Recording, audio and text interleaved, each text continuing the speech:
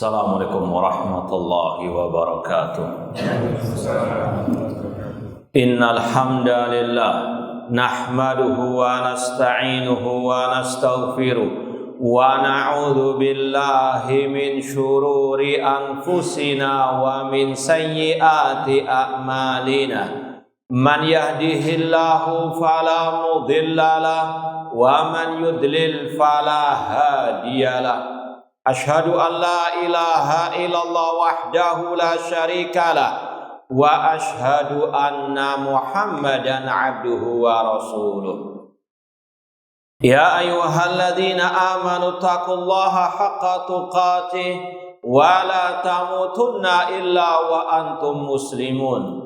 Ya ayyuhan nasu taqu rabbakum alladzi khalaqakum min nafsin wahidah wa khalaqa minha zawjaha wa batha minhuma rijalan katsiran wa nisaa wattaqullaha alladzi tasaaluna bihi wal arham innallaha kana 'alaikum raqiba.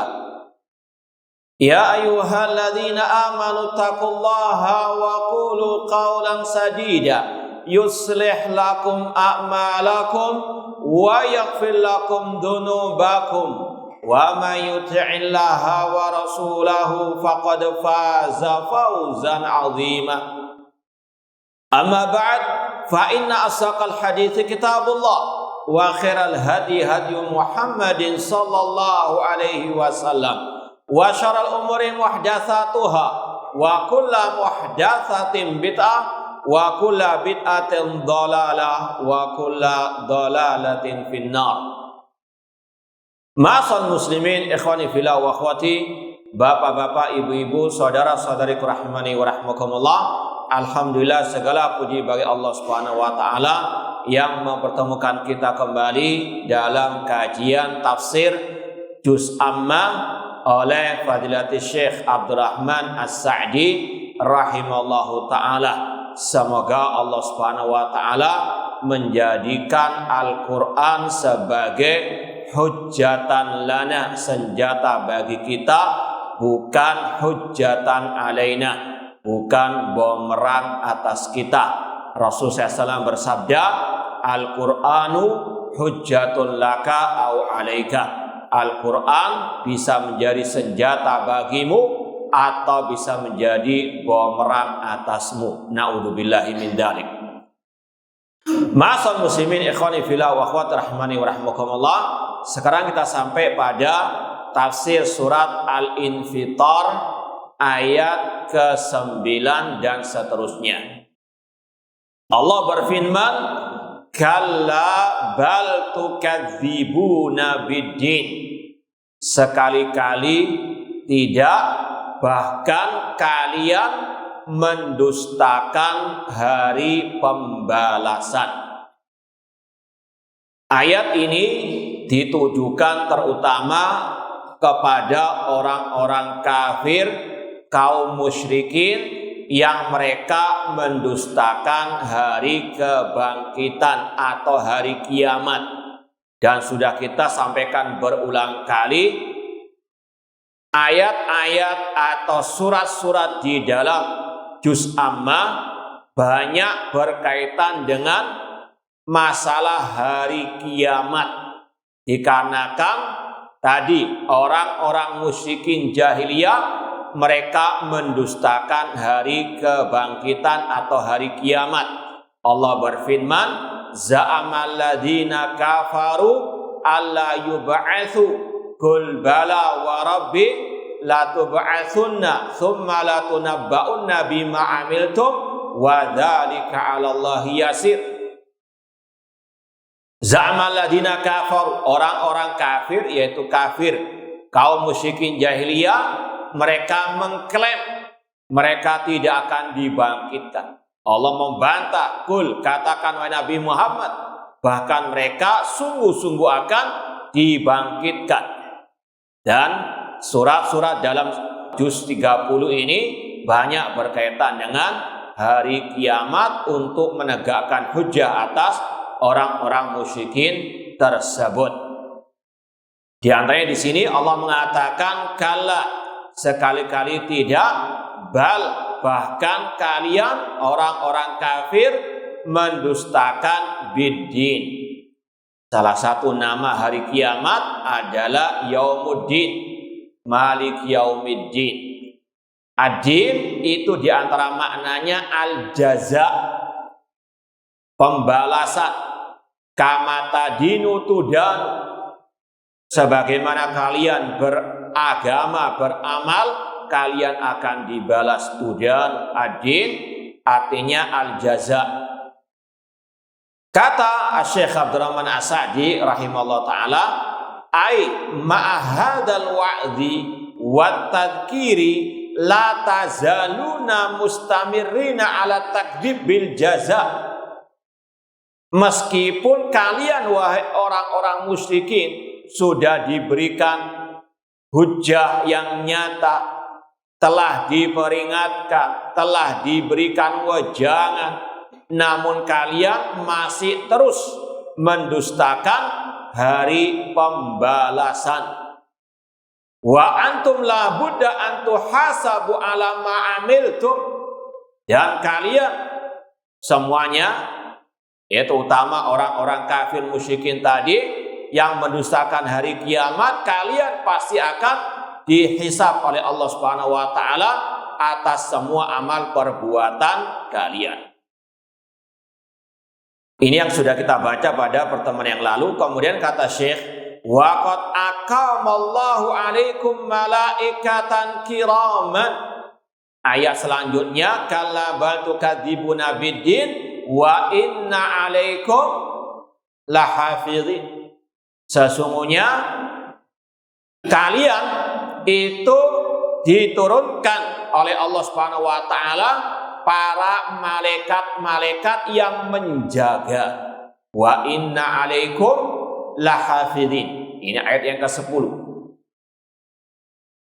Kata Syekh tadi, Allah Subhanahu wa taala telah mengutus atas kalian para malaikat yang mulia, yang mereka dinamakan al-hafadhah atau al-hafizin, yang tugasnya menjaga. Kata para ulama, manusia setiap harinya 24 jam dalam penjagaan 4 malaikat. Ini yang sudah pernah kita sampaikan insyaallah tentang iman kepada para malaikat, mengimani tugas-tugas malaikat, mengimani nama-nama malaikat dan sifat-sifat malaikat. Dan juga tentang wujudnya malaikat, semuanya juga ada dalam penjelasan ini. Di antara malaikat yang wajib kita yakini, kita imani, malaikat yang dinamakan dengan al-hafadhah, atau dalam ayat ini al-hafizin. Itu ada 4 secara umum, meskipun di sini lebih khusus tentang yang mencatat amal perbuatan manusia. Cuma secara umum ada 4 malaikat yang dinamakan al-hafadhah, menjaga manusia.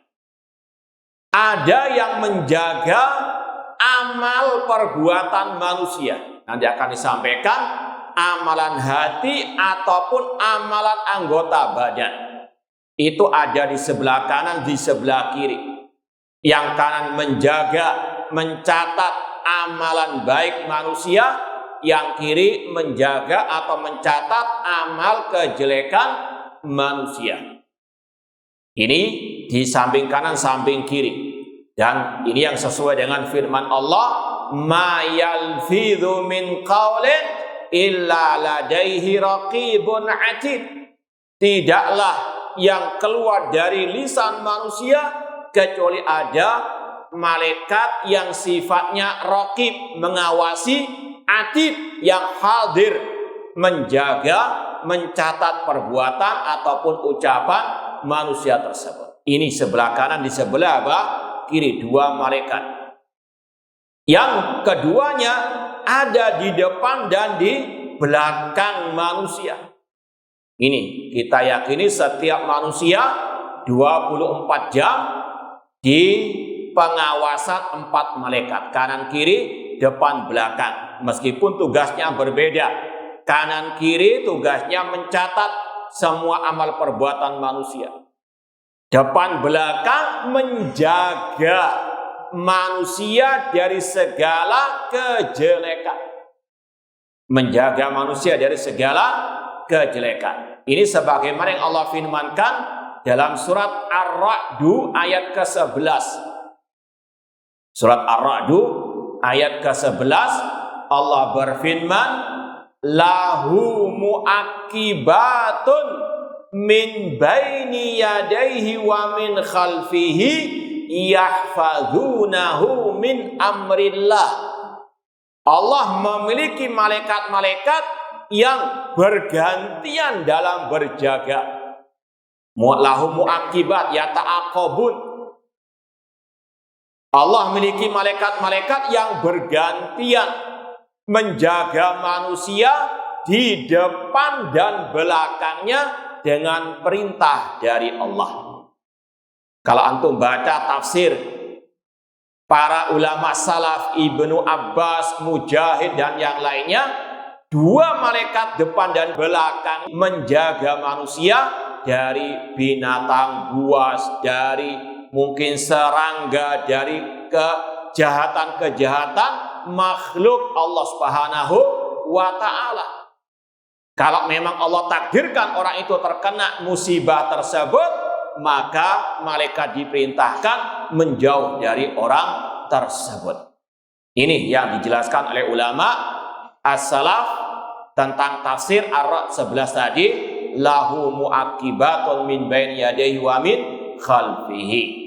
Dan kalau kita tahu hal seperti ini, kewajiban kita mencintai para malaikat-malaikat Allah Subhanahu wa ta'ala. Allah utus mereka untuk mengurusi urusan kita, untuk menurunkan rahmat Allah kepada kita.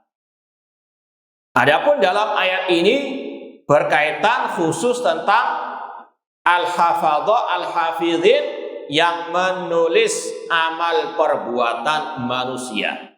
Waqad aqamallahu alaikum malaikatan kiraman. Allah mengutus para malaikat yang kiraman. Ini juga salah satu makna iman kepada malaikat, mengimani sifat-sifat malaikat. Di antaranya sifat malaikat yang mencatat amal perbuatan manusia, Allah sifati dengan kiraman.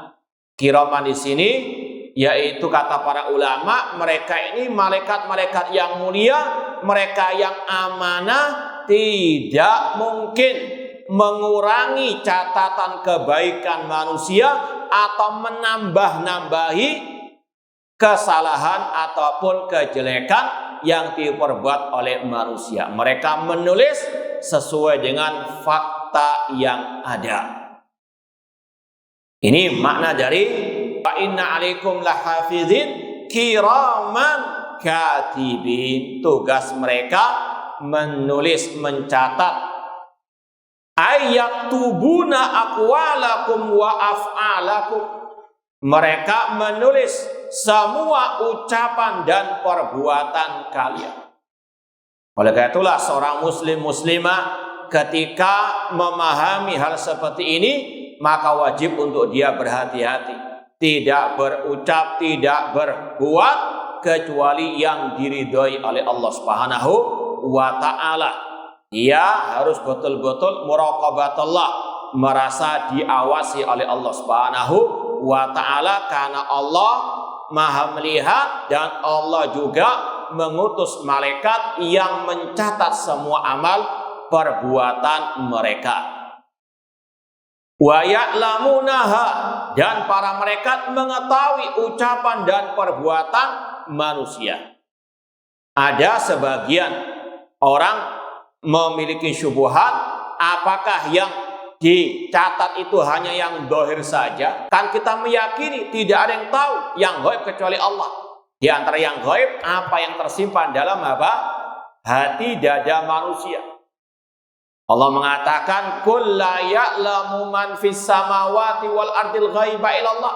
Katakan, wahai Nabi Muhammad, tidak ada yang tahu yang gaib di langit maupun di bumi kecuali Allah. Apakah mereka tahu apa yang dalam hati dada manusia, niat-niat manusia? Maka yang benar mereka mengetahui dengan seizin dari Allah Subhanahu wa taala. Sebagaimana para rasul dari kalangan manusia, mereka secara zatnya tidak tahu yang gaib.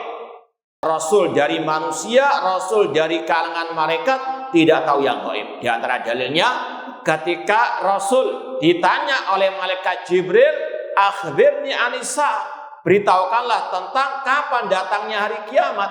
Rasul mengatakan, mal mas'ulu anha bi'a'lama minas sa'il.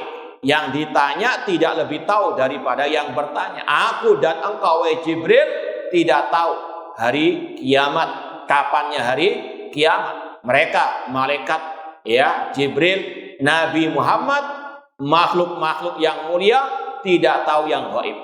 Namun ketika mereka mengabarkan yang gaib itu atas seizin dari Allah. Sebagaimana firman Allah, alimul ghaibi fala yudhiru ala ghaibihi ahadan illa man irtada mir rasul.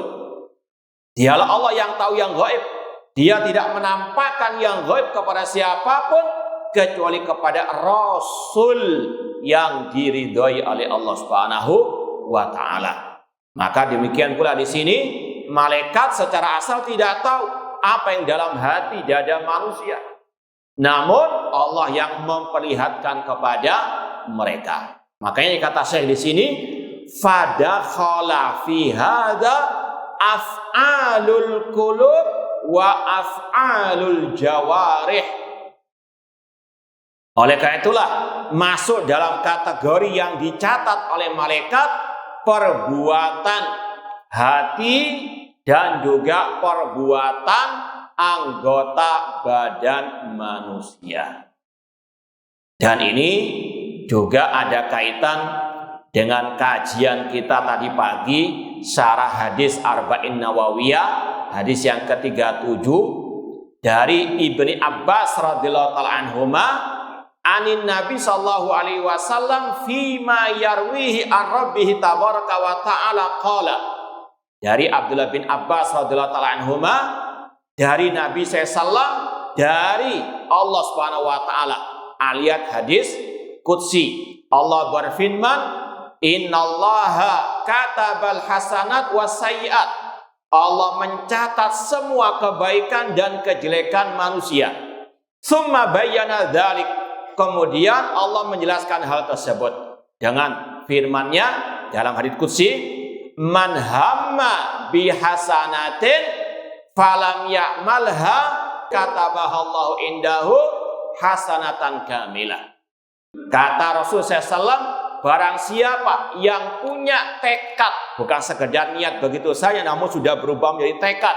Barang siapa yang sudah bertekad berbuat kebaikan namun tidak sanggup melakukan kebaikan tersebut, Allah catat di sisi Allah satu kebaikan yang sempurna. Wa in amilaha katabahallahu indahu asyra hasanat ila sabi'ati mi'adhifin ila adhafin katsira. Dan kata Rasul SAW, dan barang siapa yang bertekad berbuat kebaikan dan dia sudah mengamalkannya atau bisa mengamalkannya, dicatat di sisi Allah 10 kebaikan sampai 700 kali lipat, bahkan lebih dari itu. Dalam riwayat yang lain nanti akan disampaikan, ini adalah catatan yang Allah perintahkan malaikat untuk mencatatnya.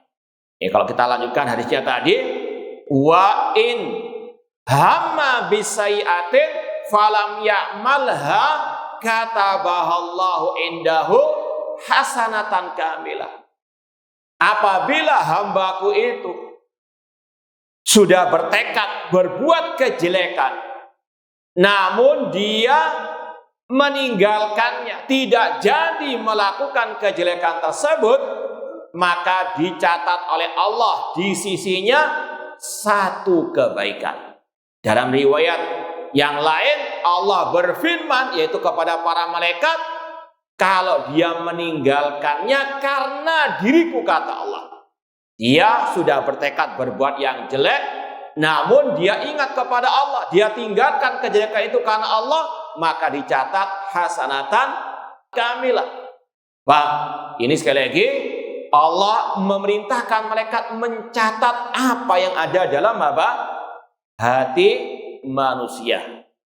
Jadi sekali lagi, yang dicatat oleh malaikat bukan hanya ucapan lisan, amalan anggota badan, namun juga amalan amalan hati. Di antara tadi masalah niat yang sudah menjadi tekad bulat, entah dalam kebaikan atau dalam kejelekan. Naudzubillahi min dzalik. Falaik bikum antukrimuhum wa tujilluhum. Maka selayaknya bagi kalian untuk memuliakan para malaikat-malaikat Allah Subhanahu wa taala. Baik, kita lanjutkan ayat berikutnya.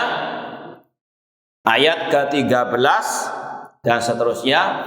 Allah berfirman, "Innal abrara lafi na'im wa innal fujjara lafi jahim yaslaunaha yaumaddin wa ma hum anha bighaibin wa ma adraka ma yaumuddin thumma ma adraka ma yaumuddin yauma la tamliku nafsun li nafsin syai'a wal amru yauma idzil lillah." Sesungguhnya orang-orang yang baik dalam kenikmatan dan sesungguhnya orang-orang yang fajir dalam neraka jahim, mereka memasukinya pada hari kiamat dan mereka tidak akan keluar darinya. Tahukah engkau apa itu hari pembalasan? Kemudian apakah engkau tahu apa itu hari pembalasan? Hari dikala jiwa tidak bermanfaat bagi jiwa yang lain dan semua urusan pada hari itu di tangan Allah Subhanahu wa taala. Kata Syekh, al-murad bil abrar hum al-qaimuna bi huquqillah wa huquqi ibadi. Pada hari kiamat manusia terbagi menjadi dua, fariqun fil jannah wa fariqun fis sa'id. Sekelompok masuk surga, sekelompok masuk neraka. Semoga Allah menjadikan kita termasuk penghuni surganya kelak. Al-murad bil abrar, di antara penghuni surga adalah al-abrar. Siapa al-abrar? Yaitu orang-orang yang melaksanakan hak-hak Allah dan hak-hak hamba-hambanya. Apa saja hak Allah dan hak hambanya? Maka Allah jelaskan di antaranya dalam surat An-Nisa ayat ke-36 yang dikenal dengan ayat Huququl Asyrah. Ayat yang berkaitan dengan 10 hak yang wajib ditunaikan oleh hamba. Ada yang ingat ayatnya? Dulu pernah kita kaji pada hari Ahad di sini kalau nggak salah. 10 hak yang wajib ditunaikan oleh manusia.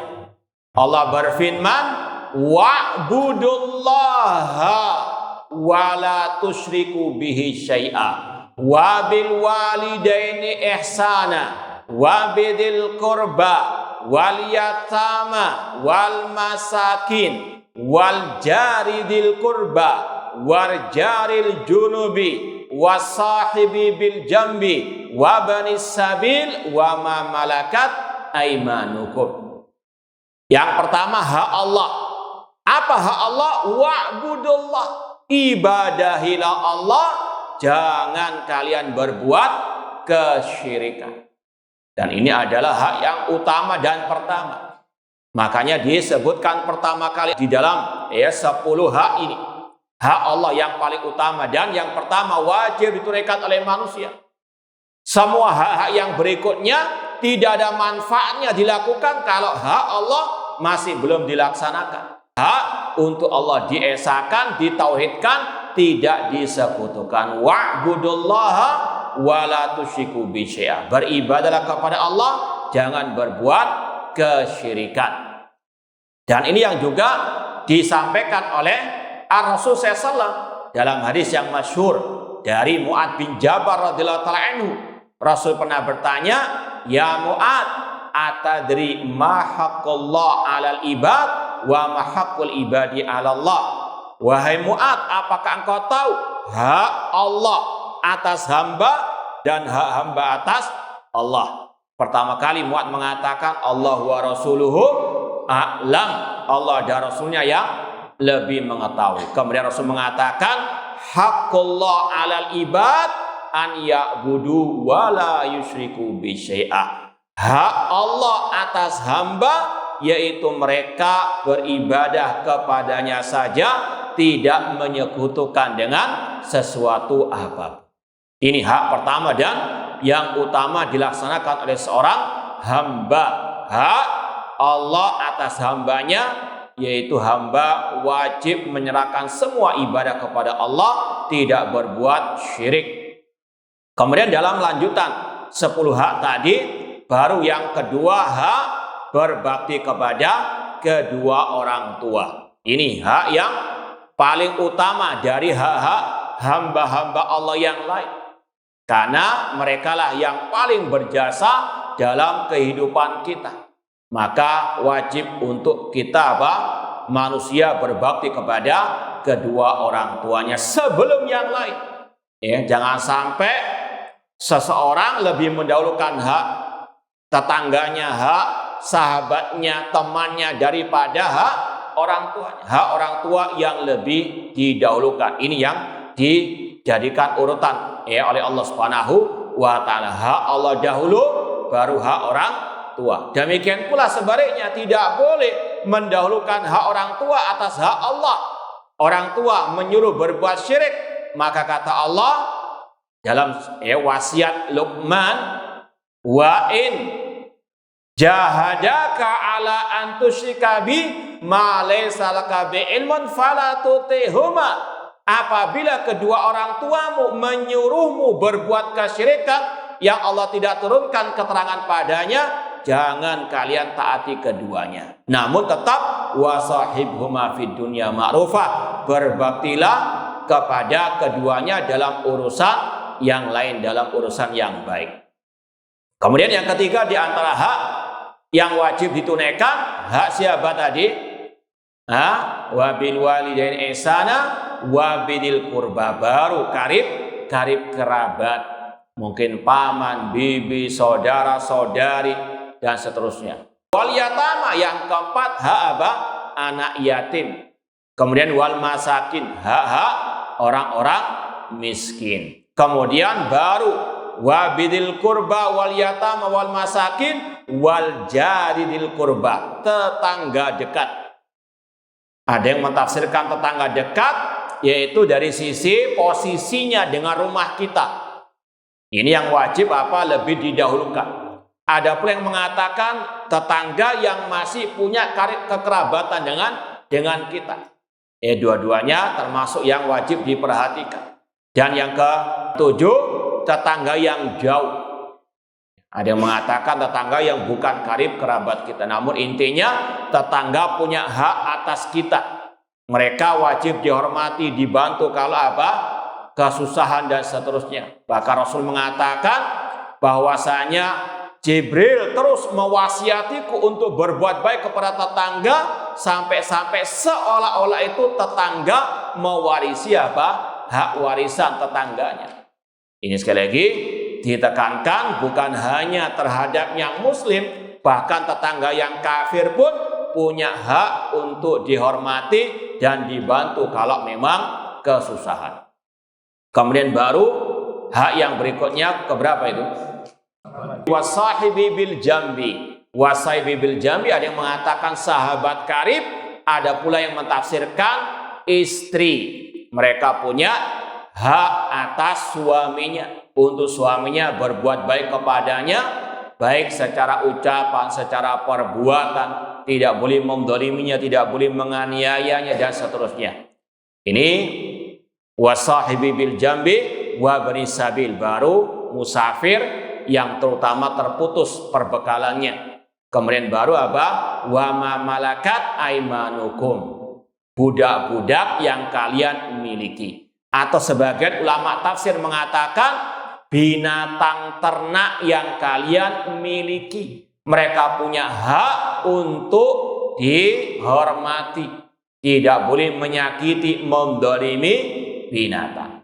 Ya, kalau binatang saja tidak boleh didolimi, apalagi manusia. Inilah Islam rahmatan lil alamin.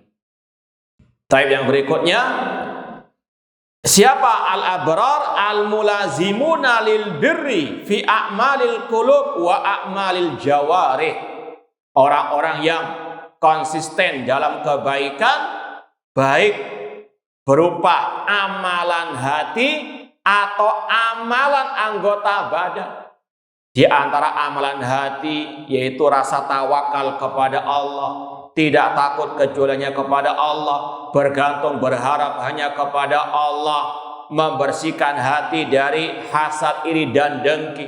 Ini amalan-amalan hati yang di situ ada ladang pahala. Di situ ada apa? Banyak ya ibadah. Jadi sekali lagi, ibadah jangan disempitkan hanya pada amalan anggota badan. Amalan hati ini juga banyak ladang pahalanya. Cinta mencintai karena Allah, membenci karena Allah, tawakal sekali lagi berharap takut hanya kepada Allah. Ini adalah sekali lagi ladang pahala yang sangat banyak. Oleh karena itulah Syekhul Islam Ibnu Taimiyah rahimahullah ketika mendefinisikan ibadah dalam kitab beliau Al-Ubudiyah, al-ibadah hiya ismun jami'un li kulli ma yuhibbullah wa yarda minal aqwali wal af'al adh-dhahira wal batinah. Ibadah adalah segala sesuatu yang dicintai, diridhai oleh Allah, baik berupa ucapan, baik berupa perbuatan yang lahir maupun yang batin. Itu diantaranya tadi amalan hati, tawakal, berharap, cinta dan benci karena Allah Subhanahu wa taala.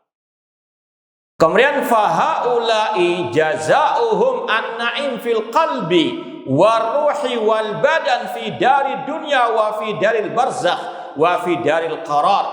Orang-orang yang tersifati dengan al-abrar tadi, mereka diberikan balasan kenikmatan oleh Allah dalam hati mereka. Mereka menikmati ya kelezatan iman mereka dalam hati, dalam roh mereka, rohani dan jasmani mereka.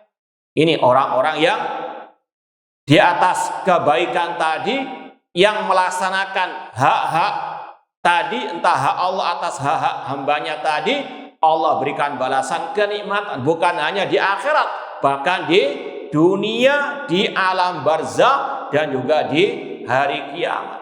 Di dunia mereka merasa tenang. Alladzina amanu wa lam yalbisu imanahum bidzulmin ulaika lahumul amnu wa hum muhtadun. Falyabudu rabb hadzal bait alladzi at'amahum min ju'in wa amanahum min khauf. Allah berikan rasa keamanan dalam hati mereka, ketenangan, ketentraman dalam hati mereka.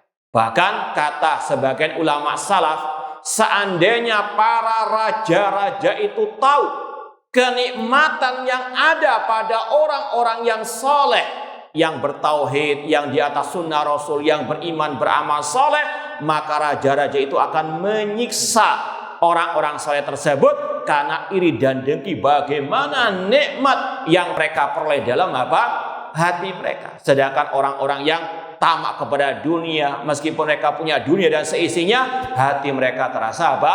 Hampa. Hati mereka terasa liar, penuh iri dan dengki dan seterusnya. Tidak ada apa? Kenikmatan.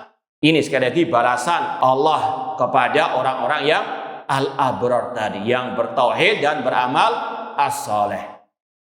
Demikian pula di alam barzakh, seperti yang sudah pernah kita sampaikan bagaimana nikmat di alam kubur. Semoga Allah memberikan kepada kita keamanan fid dunya wal akhirah. Semoga Allah memberikan kepada kita kenikmatan fid dunya wa fil barzakh wa fil akhirah.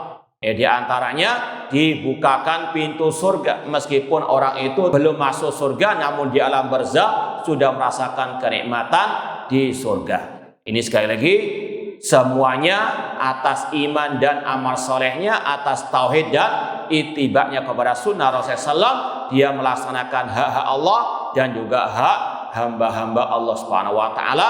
Dan inilah yang Allah firmankan dalam surat An-Nahl ayat 97, man amila salihan min dzakarin aw untha wa huwa mu'minun falanuhyiyannahu hayatan thayyibah. Barang siapa yang beramal saleh dari laki-laki maupun perempuan dan dia beriman kepada Allah, bertauhid kepada Allah, kami berikan kehidupan yang baik. Walanajziyannahum bi ahsani ma kanu ya'malun, dan di akhirat kami balas dengan balasan yang lebih baik daripada amal perbuatan mereka. Baik. Kata Syekh sekali lagi, orang-orang al-abrar tadi mereka mendapatkan balasan kenikmatan dalam hati, jasmani, rohani mereka di dunia, di alam barzakh dan juga di alam akhirat. Sekali lagi kita berdoa kepada Allah, semoga Allah Subhanahu wa taala menyelamatkan kita di dunia wal akhirah, memberikan kepada kita keamanan dan memberikan kepada kita keselamatan dari segala bentuk kejelekan di dunia wal akhirah. Kurang lebihnya mohon maaf. Aku qouli hada wa akhiru da'wana anil hamdulillahi rabbil alamin. Wassalamualaikum warahmatullahi wabarakatuh.